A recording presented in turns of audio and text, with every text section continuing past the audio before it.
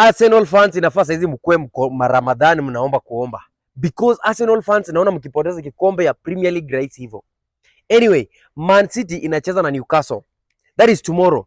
And ndio game ngumu sana kwa Man City peke yake. This is the only hard game for Man City. Trust me. After Man City playing Newcastle, next wako na Leeds. Next at Crystal Palace, West Ham. Yani games ndogo ndogo peke yake. Then for you Arsenal, imagine next you are playing with Tottenham. After Tottenham there's Chelsea. Hey, mko na kazi kubwa kufanya. Sasa nafasi hizi mko mnaomba hii Ramadhan, mko mmepiga magoti hii Man City ishiko na Newcastle. Because ikipiga Newcastle, na hizi games ngumu mko nazo. Arsenal kikombe imeenda wallahi, I swear. Alafu sasa Arsenal inacheza na pressure. Maplayers wenyewe wako na pressure tu, wanacheza tu Saliba na kila mtu ni pressure tu. Shida Arsenal mnaanza ligi vizuri, kifika mwisho pressure inawaua. Mnaanza kutenza. Haya FA Cup ndio mnakimbiza kiwa Arsenal. Anyway, mimi naangalia tu.